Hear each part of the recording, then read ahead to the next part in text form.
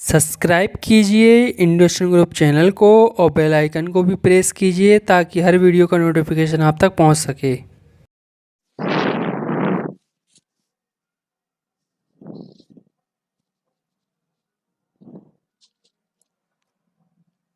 Hello guys, I am Himanshi Verma from Indian Student Group। चलिए, हमने class 10th की polity NCERT शुरू की थी, तो हम उसी के नेक्स्ट चैप्टर पर बात करने जा रहे हैं। तो स्टार्ट करते हैं हम अपना सेकंड चैप्टर। सेकंड चैप्टर जिसका नाम है संघवाद। हम अपने इस चैप्टर में संघवाद की मीनिंग जानेंगे कि संघवाद है क्या। ठीक है, हम अपने इस चैप्टर में संघवाद की मीनिंग जानेंगे कि संघवाद है क्या है, कि संघवाद का मतलब क्या होता है और हमारे भारत में ये किस तरह इंक्लूड है। चलिए, पिछले अध्याय में हमने गौर किया था कि शासन के विभिन्न स्तरों के बीच सत्ता का ऊर्ध्वाधर बंटवारा आधुनिक लोकतंत्र में सत्ता की साझेदारी का आम रूप था। ये सही बात है, हमने पिछले अध्याय में यही देखा था कि अगर हम सत्ता की साझेदारी का सही प्रयोग करते हैं तो लोकतंत्र के लिए यह बहुत उपयोगी होता है, साथ ही साथ यह देश की जनता के लिए भी काफी लाभकारी होता है। और हम इस अध्याय में साझेदारी के स्वरूप पर विचार करेंगे कि आमतौर पर साझेदारी का स्वरूप कैसा होना चाहिए, और इसमें हम संघवाद के ऊपर बात करेंगे कि संघवाद कैसा होना चाहिए। जैसे इसमें लिखा है कि एक लोकतांत्रिक व्यवस्था के अंदर अलग अलग इलाकों का साथ रहना और चलना संभव हो पाता है। यानी जब हम लोकतंत्र के साथ साझेदारी करते हैं तो उस व्यवस्था में हम अलग अलग इलाकों के साथ रहना और चलना संभव हो जाता है। जब लोगों का शासन होता है तो विभिन्न लोगों का आवागमन, विभिन्न लोगों के विचारों का आवागमन होता है, जिससे हम सभी मिलकर एक साथ रहने की कुछ संभावना बढ़ जाती है। बाकी हम अध्याय के आगे के हिस्सों में हम यही जानेंगे कि संघवाद की मीनिंग क्या है। संघवाद, पिछले अध्याय में तो हमने बेल्जियम और श्रीलंका का अंतर पर गौर किया था कि बेल्जियम ने किस प्रकार अपने केंद्र में यानी अपनी सत्ता में कुछ शक्तियां कम करके और कुछ शक्तियां राज्यों को प्रदान करके किस प्रकार उसने अपनी लोकतंत्र पर अपना शासन रखा, यानी अपनी प्रशासन व्यवस्था को बिगड़ने नहीं दिया लोकतंत्र के आधार पर। जबकि श्रीलंका ऐसा कुछ भी नहीं कर पाई, तो इस कारण उनके कई देशवासी शरणार्थी बने अन्य देशों में और कई देशवासियों की हत्या भी हो गई। तो देखते हैं हम कि बेल्जियम के संविधान में जो प्रमुख बदलाव किए गए थे उनमें केंद्रीय सरकार की शक्ति में कमी करना भी एक था, और ये अधिकार प्रांतीय सरकार को दिए गए थे। देखिए क्या होता है कि मैंने आपको पहले ही बोला था कि किसी एक के लिए कार्य करना थोड़ा मुश्किल हो जाता है सारे। मान लीजिए हम किसी कंपनी में हैं, तो क्या उस कंपनी का जो मैनेजर होगा वो क्या सारे काम खुद कर सकता है? क्या वो प्रोडक्ट खुद बनाकर, खुद उनकी मार्केटिंग कर कर, खुद उनको पैक कर कर, खुद उनको सेल कर सकता है? नहीं कर सकता। इसलिए उसे क्या करना पड़ता है, अलग अलग व्यक्तियों को चुनना पड़ता है। साथ ही साथ उन्हें अलग अलग व्यक्तियों को चुनने के साथ उनको क्या करना पड़ता है, उन व्यक्तियों को कुछ शक्तियां भी देने पड़ती है। जैसे अगर मैनेजर इनको शक्तियां नहीं देगा तो ये एज अ एम्प्लॉय वर्क कार्य करेंगे, यानी अपने कार्य में उतनी गुणवत्ता नहीं देंगे। लेकिन अगर हम इनको शक्तियां दे देंगे तो इनके कार्यों में गुणवत्ता भी आएगी। साथ ही साथ मैनेजर की कुछ जिम्मेदारियां यानी कुछ उत्तरदायित्व भी कम हो सकते हैं, और हो सकता है कि हमको हमारा कार्य बहुत अच्छा मिले। तो वही चीज बेल्जियम ने क्या किया कि बेल्जियम ने पहले से भी प्रांतीय सरकारें थी, तब भी उसने अपने अधिकार थे, पर ये अधिकार उसको केंद्र द्वारा दिए गए थे। आप समझ रहे हैं ना, केंद्र द्वारा दिए गए थे। इन्हें केंद्रीय सरकार वापस भी ले सकती थी। मतलब पहले भी प्रांतीय सरकारें थी, लेकिन उसे केंद्रीय सरकार वापस भी ले सकती थी। लेकिन 1993 में कुछ बदलाव हुए और प्रांतीय सरकारों को कुछ संवैधानिक अधिकार भी दिए गए। इन अधिकारों के लिए प्रांतीय सरकारें अब केंद्र पर निर्भर नहीं रही। इस प्रकार बेल्जियम ने एकात्मक शासन प्रणाली की जगह संघीय शासन प्रणाली को अपनाया। देखिए, एकात्मक में किसी एक का शासन होना और संघीय में संघ में शासन होना। कैसे, यहाँ आप कर लीजिए, यहाँ आप कर लीजिए, इस बहाने हम पूरे उस पर शासन कर लेंगे। श्रीलंका ने में व्यवहारिक रूप से अभी भी एकात्मक शासन व्यवस्था है। श्रीलंका में अभी भी एकात्मक शासन व्यवस्था है, जिसमें केंद्रीय सरकार के पास ही सारे अधिकार होते हैं। एकात्मक शासन व्यवस्था में किसी एक के पास, यहाँ केंद्र के पास सारे अधिकार हैं।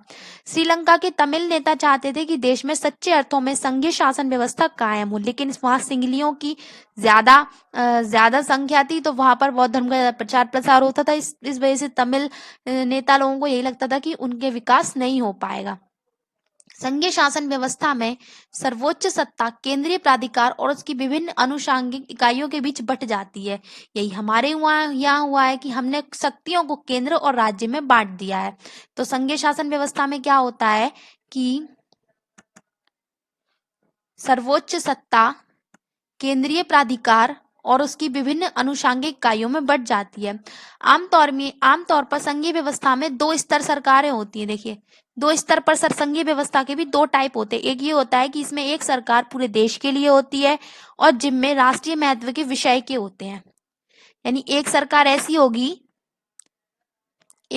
ऐसी होगी जो पूरे देश के लिए कार्य कर रही होगी और उसकी जिम्मेदारियां भी कैसी होंगी, राष्ट्रीय महत्व के विषय पर ही उसकी जिम्मेदारियां होंगी।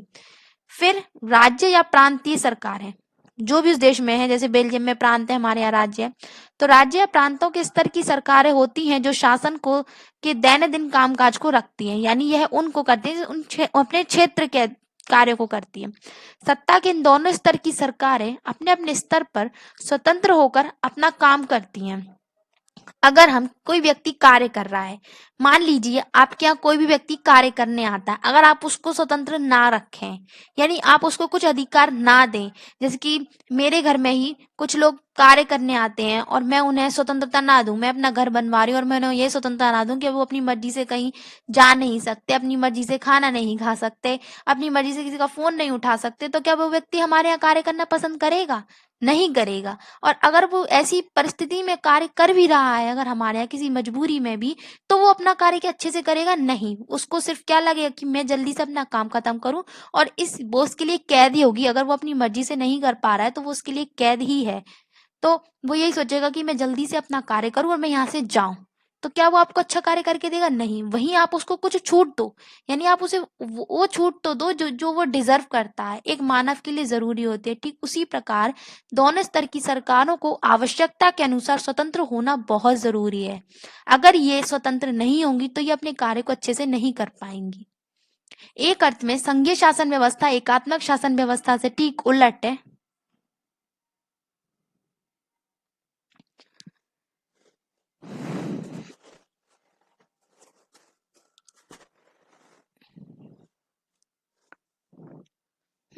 हम देखते हैं कि संघीय शासन व्यवस्था एकात्मक शासन व्यवस्था से ठीक उलट है। संघीय शासन व्यवस्था एकात्मक शासन व्यवस्था से ठीक उलट है। देखिए, लेकिन एकात्मक व्यवस्था में क्या होता है कि शासन का एक ही स्तर होता है और बाकी इकाइयां उसके अधीन होकर काम करती हैं। इसमें केंद्रीय सरकार या प्रांतीय सरकारों को आदेश दे सकती है, पर संघीय व्यवस्था में केंद्र राज्य सरकार को कुछ खास करने का आदेश नहीं दे सकती और राज्य सरकारों के पास अपनी शक्तियां होती हैं और इसके लिए वह केंद्रीय सरकारों को जवाबदेही नहीं होती है। देखिए, केंद्रीय सरकार हमने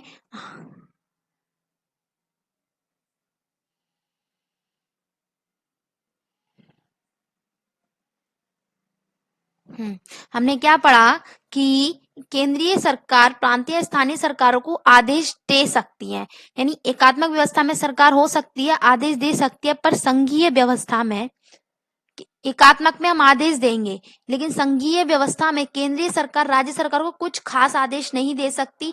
राज्य सरकार के पास खुद की शक्तियां होती हैं। यानी हम अगर संघीय व्यवस्था की बात करेंगे तो वहां राज्य सरकार के पास खुद की शक्तियां होती हैं, लेकिन अगर हम और राज्य सरकार पास खुद की शक्तियां होती हैं, इसके लिए वह केंद्रीय सरकार को जवाबदेही नहीं हो सकती। राज्य अपने स्तर पर काम कर रहा है तो वह केंद्र को जवाब देने के लिए इतना उत्तरदायी नहीं होता है। चलिए, दोनों ही सरकार अपने स्तर पर लोगों को जवाबदेह होती हैं, यानी अपने एक स्तर होता है जहां पर उन्हें जवाब देना चाहिए, वह प्रत्येक स्तर पर जवाब नहीं दे सकती। चलिए, संघीय व्यवस्था की कुछ विशेषताओं पर गौर करते हैं। यह सरकार दो या दो से अधिक स्तरों पर होती है। अगर यह एक ही स्तर पर होगी तो एकात्मक ही तो हो जाएगी।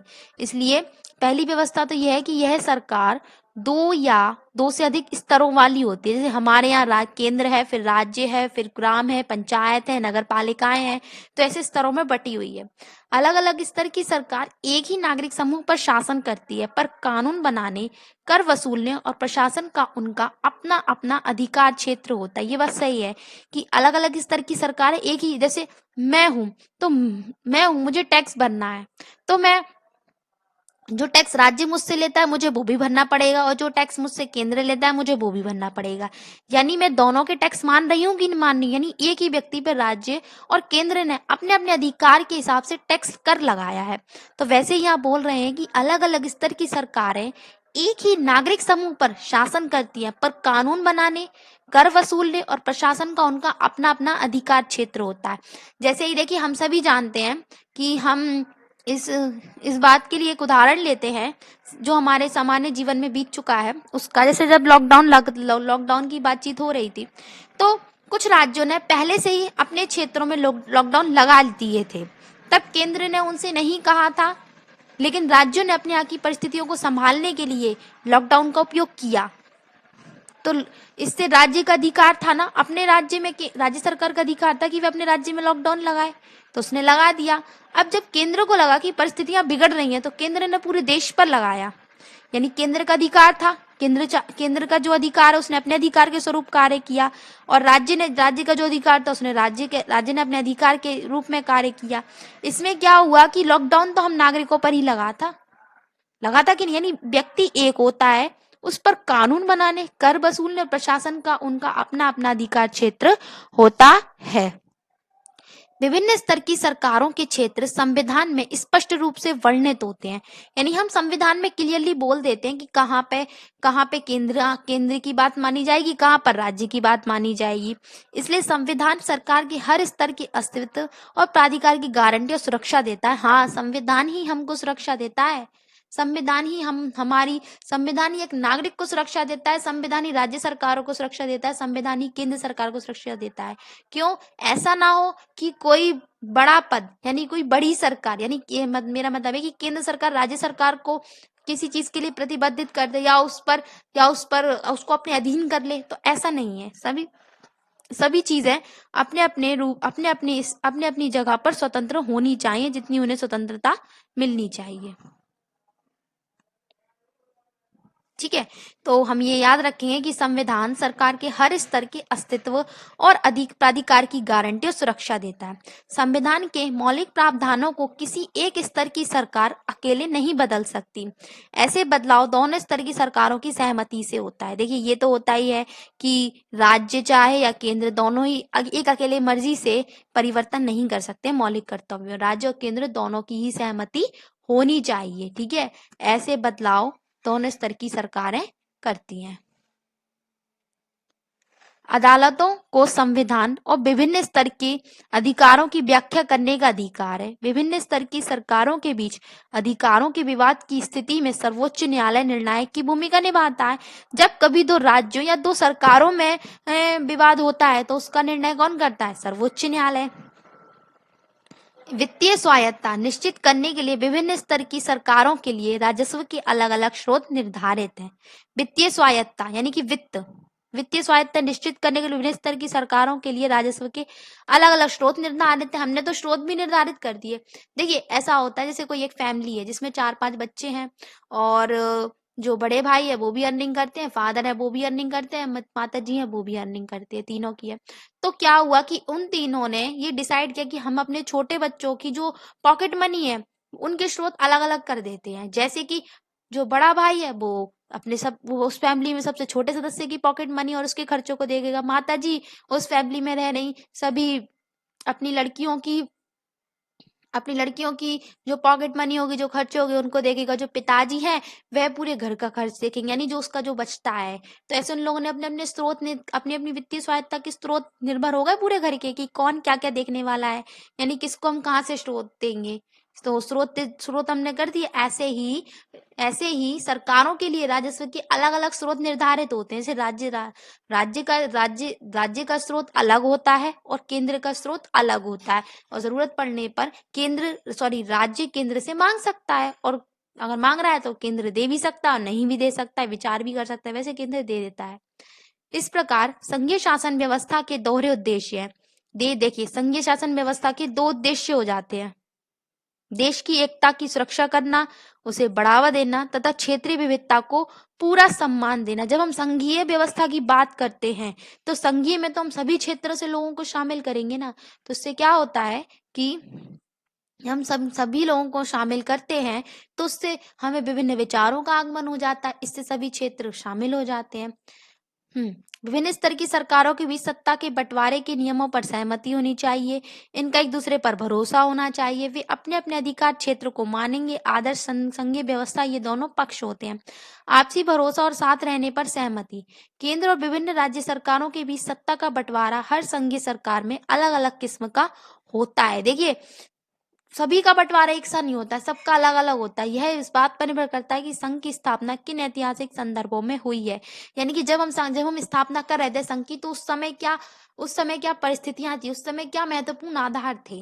देखिए, जब हमारे देश की संविधान बनाया जा रहा था और ये शासन प्रणाली तय की जा रही थी, तब तो हमारा देश रियासतों में बटा हुआ था। तो हम लोग ने यही सोचा कि हम इन रियासतों का एकीकरण करके इन्हें राज्य बना लेंगे और केंद्र और राज्य बन जाएंगे। मतलब ब्रिटिशों का ही हम लोग ने एक तरीके से थोड़ा बहुत अपनाया था वही। जबकि अगर हम अमेरिका में जाएंगे, वहां प्रांत चलते हैं। ठीक है, तो यह बात इस चीज पर निर्भर करती है कि संघ की स्थापना किन ऐतिहासिक संदर्भों में हुई। संघीय शासन व्यवस्था आमतौर पर दो तरीकों में गठित होती है। देखिए, पहला तरीका दो या अधिक स्वतंत्र राष्ट्रों को साथ लाकर एक बड़ी इकाई गठित करना। जैसे कि हम बड़े बड़े प्रांतों को एकत्रित करके एक बड़ी इकाई बना लें, जैसे कि अमेरिका ने किया है कि अपने सभी सभी बड़े बड़े प्रांतों को एकत्र करके अपना अमेरिका बनाया। या इसमें दोनों स्वतंत्र अपनी संप्रभुता को साथ करते हैं और अपनी अलग अलग पहचान भी बनाए रखते हैं और सुरक्षा व खुशहाली का बढ़ाने का रास्ता अख्तियार करते हैं और साथ आकर संघ बनाने के उदाहरण हैं। ठीक है, संयुक्त राज्य अमेरिका, स्विट्जरलैंड और ऑस्ट्रेलिया वगैरह। यहाँ पर क्या हुआ कि प्रांत खुद शामिल होकर उन्होंने एक देश का निर्माण किया। तो इससे क्या होता है, ये एक दूसरे से निर्भर नहीं होते, बस एक प्रभावशाली देश बनकर सामने आते हैं। ये अपने आप में ही स्वतंत्र होते हैं। और अमेरिका के संविधान में तो यह लिखा भी गया है कि अगर कोई चाहे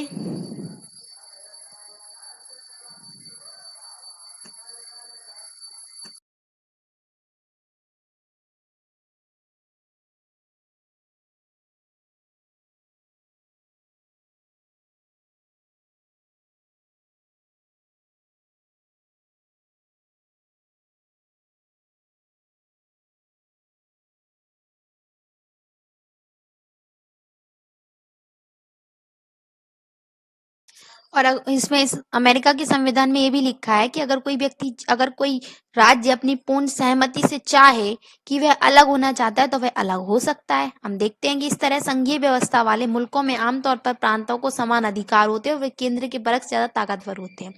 अगर वही अलग अलग हो गए तो फिर केंद्र क्या करेगा। संघीय शासन व्यवस्था के गठन का दूसरा तरीका बड़े देश द्वारा अपनी आंतरिक विविधता को ध्यान रखते हुए राज्यों का गठन करना है। फिर राज्य और राष्ट्रीय सरकार के बीच सत्ता का बंटवारा कर देना है। भारत, बेल्जियम और स्पेन, हम उदाहरण के लिए याद रखेंगे कि राज्यों का बंटवारा किसने किया, अपने देश को राज्यों में किसने बांटा है, भारत, बेल्जियम और स्पेन। दूसरी श्रेणी वाली व्यवस्थाओं में राज्यों को बरकस केंद्र सरकार ज्यादा ताकतवर होती है, केंद्र ज्यादा ताकतवर होता है। अक्सर इस व्यवस्था में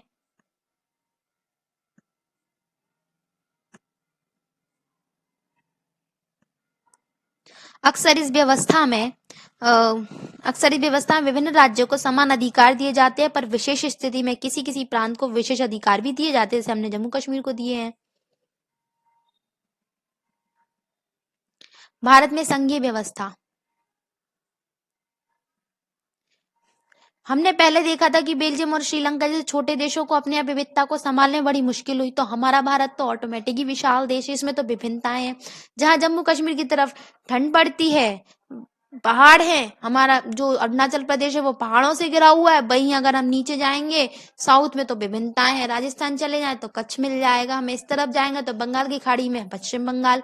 तो आप देख सकते हैं कि हमारा भारत तो विभिन्नताओं से भरा हुआ है, चाहे वह प्राकृतिक हो या सामाजिक हो, भाषा, धर्म, क्षेत्रों, बहुत से लोग रहते हैं और सत्ता की साझेदारी भी जिसमें इम्पोर्टेंट है।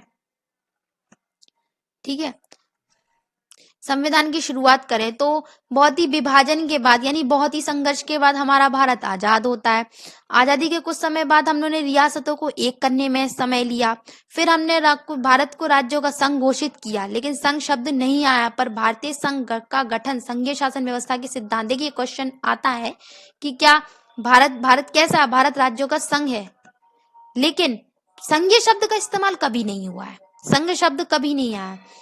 ठीक है, तो जिन 7 विशेषताओं का जिक्र किया था उन्हें फिर से देख लें। हम देख सकते हैं कि भारत संविधान के विभिन्न प्रावधानों पर लागू होती है। संविधान ने मौलिक रूप से 2 स्तरीय शासन व्यवस्थाएं, केंद्र और राज्य, संघ केंद्र और राज्य हैं, जो पूरे भारत का प्रतिनिधित्व करते हैं। बाद में पंचायत और नगर पालिकाओं के रूप में इसमें एक और स्तर जोड़ा गया। किसी भी संघीय व्यवस्था को अपने यहाँ भी तीनों स्तर को अपने अलग अलग अधिकार क्षेत्र हैं, यानी तीनों स्तर के अपने अपने अलग अलग क्षेत्र हैं। ठीक है, संविधान स्पष्ट रूप से केंद्र और राज्य सरकारों के बीच विधायी अधिकारों को 3 सूचियां हैं, संघ सूची, राज्य सूची और समवर्ती। संघ सूची पे एक नियम बनाने का अधिकार किसको है? केंद्र को। राज्य सूची में राज्य को, समवर्ती सूची में केंद्र व राज्य दोनों को ही। अब फिर एक चीज ये भी आती है कि अगर कोई विषय जो इन सूचियों में शामिल नहीं है तो फिर उस पर कौन बनाएगा अधिकार? उस पर कौन बनाता है? केंद्र। ठीक है, अगर सबको साथ लेकर चलने की अधिकतर बड़ी संघीय व्यवस्थाओं की साथ ही इकाइयों को बराबर अधिकार नहीं मिलते हैं, तो भारतीय संघ के सभी राज्यों को भी बराबर अधिकार नहीं है। कुछ राज्यों को विशेष दर्जा प्राप्त है, जैसे हम पूर्व की राज्यों की बात करें तो वहां परिस्थितियां अलग होने के कारण विशेष दर्जा प्राप्त है। वहीं हमारे जम्मू कश्मीर को भी विशेष दर्जा प्राप्त था, जो कि अब है नहीं, उसको ले लिया है हमने उससे। भारतीय संघ की कई इकाइयों को बहुत ही कम अधिकार है, वे जैसे छोटे इलाके। केंद्र व राज्य सरकारों के बीच सत्ता का यह बंटवारा हमारे संविधान की बुनियादी बात है। देखिए, हमारे संविधान की बुनियादी बात है कि केंद्रीय सरकारों के बीच जो बंटवारा है, बंटवारे में बदलाव करना आसान नहीं। अकेले संसद इस व्यवस्था में बदलाव नहीं कर सकती है। किसी भी बदलाव के पहले संसद के दोनों सदनों में कितने 2/3 बहुमत से मंजूर किया जाए, फिर कम से कम आधे राज्यों की विधानसभाएं भी उसे मंजूर करें। ठीक है, आधे राज्यों की विधानसभाएं भी उसे मंजूर करें। संवैधानिक प्रावधानों और कानूनों के क्रियान्वयन की देखरेख में न्यायपालिका महत्वपूर्ण भूमिका निभाती है।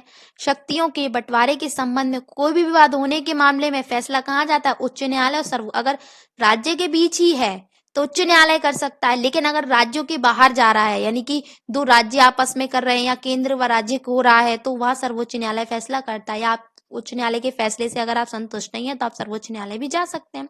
सरकार चलाने और अपनी जिम्मेदारियों का निर्वाह करने के लिए जरूरी राजस्व की उगाही के संबंध में केंद्र और राज्य सरकारों को कर लगाने व संसाधन जमा करने का भी अधिकार है।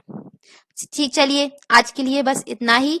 हम अपनी नेक्स्ट क्लास में इस चैप्टर को कंप्लीट करेंगे। आई होप आपको ये क्लास पसंद आई होगी। तो नेक्स्ट क्लास में मिलते हैं।